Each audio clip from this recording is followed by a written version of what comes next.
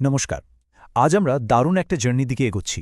আমরা এমন একটা প্রিমিয়াম এবং সিনেম্যাটিক গল্পের মধ্যে প্রবেশ করতে যাচ্ছি, যা শুধু আপনাদের মনকেই ছুঁয়ে যাবে না, বরং খুব সাবলীলভাবে আমাদের ইংরেজি শব্দভাণ্ডারকেও সমৃদ্ধ করবে।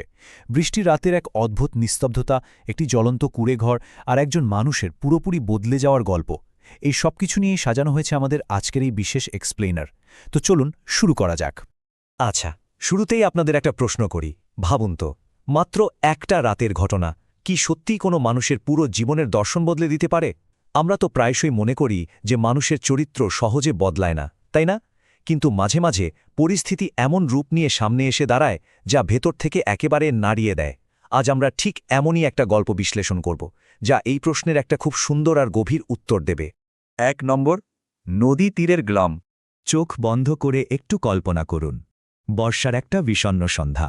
চারদিকে ঘন সবুজ গাছপালা আর আকাশ জুড়ে কালো মেঘের আনাগোনা।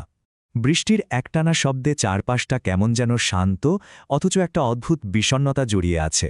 ঠিক এরকম একটা চোখ জুড়ানো স্নিগ্ধ পরিবেশেই বাস করতেন গ্রামের জমিদার রমেশবাবু।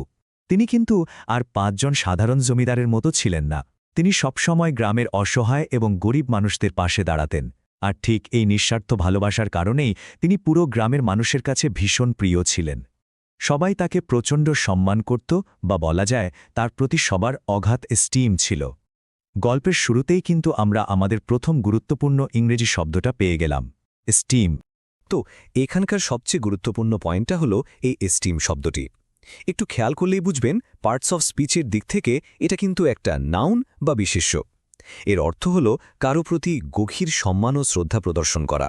রমেশবাবু ঠিক তার কাজের মাধ্যমেই এই জিনিসটা অর্জন করেছিলেন। মানুষের হৃদয়ে তার অবস্থান ছিল একেবারে সম্মানের সর্বোচ্চ চূড়ায়।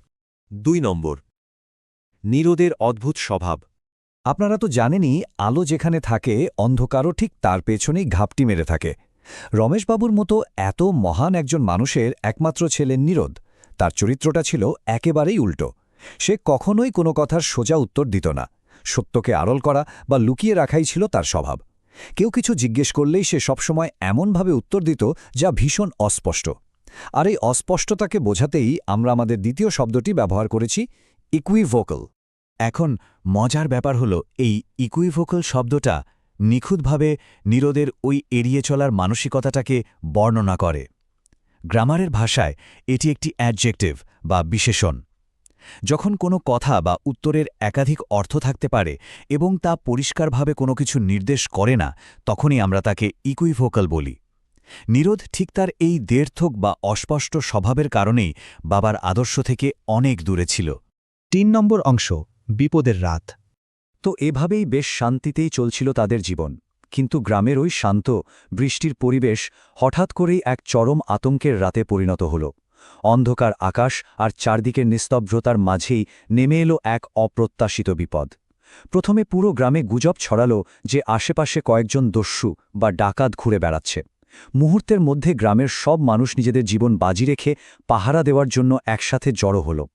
কিন্তু আমাদের নীরদ, সে তার স্বভাব অনুযায়ী চুপিসারে নিজের দায়িত্ব ইভেইড করে বাড়ির পেছনের একটা অন্ধকার ঘরে গিয়ে লুকিয়ে পড়ল। এখানে আমাদের তৃতীয় শব্দটা হল ইভেইড। এটি একটি অ্যাকশন ভার্ব বা ক্রিয়াপদ। এর মানে হল চাতুর্য বা ধোঁকার আশ্রয় নিয়ে কোনো দায়িত্ব বা বিপদ থেকে পালানো বা সেটাকে এড়িয়ে যাওয়া। নীরদ ঠিক এই কাজটাই করেছিল। বিপদের মুখোমুখি না হয়ে সে অত্যন্ত কাপুরুষের মতো নিজের দায়িত্বকে ইভেইড করেছিল। ৪ নম্বর, আগুনের সাথে সংগ্রাম।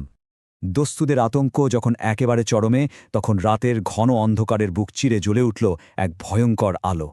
মাঝরাতে গ্রামের এক অসহায় বিধবার কুঁড়েঘরে হঠাৎ দাউ দাউ করে আগুন লেগে গেল। অন্ধকারের পটভূমিতে এই আগুনের লেলিহান শিখা এক অদ্ভুত আর ভয়ঙ্কর দৃশ্যের অবতারণা করল। কিন্তু এই চরম বিপদের মুহূর্তে বৃদ্ধ রমেশবাবু এক সেকেন্ডও ভাবলেন না। নিজের জীবনের বিন্দুমাত্র পরোয়া না করে তিনি সোজা সেই বিধবার কুঁড়েঘরের দিকে ছুটে গেলেন। তার একটাই লক্ষ্য ছিল, যে কোনো মূল্যে এই আগুনকে এরাডিকেট করা। তার এই অসীম সাহস দেখে গ্রামের অন্য অনেকেও তার সাথে যোগ দিল। এই যে রমেশবাবুর জেদ, এটাই কিন্তু চমৎকারভাবে ইরাডিকেট শব্দটির গভীরতা তুলে ধরে। এটাও একটা ভার্ব। এর অর্থ হল কোনো কিছুকে একেবারে শিকড় থেকে উপড়ে ফেলা বা সম্পূর্ণ নির্মূল করা। রমেশবাবু শুধু আগুন নেভাতে চাননি, তিনি সেই ভয়াবহ বিপদটিকে সম্পূর্ণভাবে এরাডিকেট করতে চেয়েছিলেন।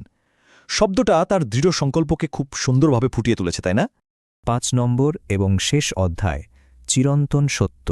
দীর্ঘ সংগ্রামের পর ভোরের স্নিগ্ধ আলো ফুটতে শুরু করল। রাতের সেই ভয়াবহতা আর বিশৃঙ্খলা ধীরে ধীরে শান্ত হয়ে এলো। আর এই ধ্বংসস্তূপের মাঝেই নীরদের জীবনে ঘটে গেল এক অভাবনীয় রূপান্তর। লুকিয়ে থাকা নীরদ যখন আগুনের সেই লাল আলোয় তার বৃদ্ধ বাবাকে মানুষের জন্য এমন নিঃস্বার্থভাবে লড়াই করতে দেখল, তার ভেতরে অদ্ভুত একটা পরিবর্তন এলো। জীবনে প্রথমবার সে উপলব্ধি করল যে শুধু নিজের জন্য বাঁচার মাঝে আসলে কোনো তৃপ্তি নেই, বরং অন্যের জন্য নিজের জীবন উৎসর্গ করার যে আনন্দ তা অনেক বেশি গভীর এবং ইটার্নাল। আমাদের গল্পের শেষ শব্দটি হল ইটার্নাল, যা একটি অ্যাডজেক্টিভ বা বিশেষণ। এর অর্থ হল যার কোনো শুরু বা শেষ নেই, যা চিরন্তন বা চিরস্থায়ী। মানুষের নিঃস্বার্থ ভালোবাসা এবং অপরের প্রতি দয়াশীলতাই হল সেই ইটার্নাল সত্য যা নীরদ সেই রাতে বুঝতে পেরেছিল। স্বার্থপরতা তো ক্ষণিকের, কিন্তু ভালোবাসা সেটা চিরস্থায়ী। পরদিন ভোরের স্নিগ্ধ আলোয় নীরদ ধীর পায়ে এগিয়ে গেল। সে তার বাবার পা ছুঁয়ে এমন একটা কথা বলল যা তার সম্পূর্ণ চরিত্র পরিবর্তনের প্রমাণ দেয়। সে বলল, বাবা, এতদিন আমি শুধু নিজেকেই বাঁচাতে চেয়েছি। আজ বুঝলাম মানুষের ভালোবাসাই পৃথিবীর একমাত্র চিরস্থায়ী সম্পদ। এটা শুধু একটা সাধারণ স্বীকারোক্তি ছিল না, এটা ছিল তার নতুন জীবনের এক সুন্দর সূচনা। চলুন এবার পুরো ব্যাপারটা একটু এক নজরে ঝালিয়ে নিই, যাতে শব্দগুলো আমাদের গেঁথে যায়। আমরা শিখলাম 5টি গুরুত্বপূর্ণ শব্দ: এস্টিম বা সম্মান দিয়ে শুরু করে, একুইভোকাল বা অস্পষ্টতা পেরিয়ে, দায়িত্ব এভেড বা এড়িয়ে চলার স্বভাবকে জয় করে, বিপদকে ইরাডিকেট বা নির্মূল করে, অবশেষে আমরা পৌঁছেছি এটার্নাল বা চিরন্তন সত্যের কাছে। এই সামারিটা আপনাদের শেখা শব্দগুলোকে খুব সহজে মনে রাখতে সাহায্য করবে। আমাদের আজকের এই চমৎকার দৃশ্যমান এক্সপ্লেনারটি শেষ করছি একটা গভীর প্রশ্ন দিয়ে। একটু ভাবুন তো, জীবনের পরবর্তী অধ্যায়কে কোন চিরন্তন বা ইটার্নাল মূল্যবোধগুলো পরিচালিত করবে? নীরেদের মতো আমরাও কি পারি না আমাদের ভেতরের স্বার্থপরতাকে দূরে সরিয়ে রাখতে? এই এক্সপ্লেনারটি ভালো লাগলে লাইক ও শেয়ার করতে ভুলবেন না। আর আমাদের এই প্রচেষ্টা ভালো লাগলে চ্যানেলটি অবশ্যই সাবস্ক্রাইব করবেন।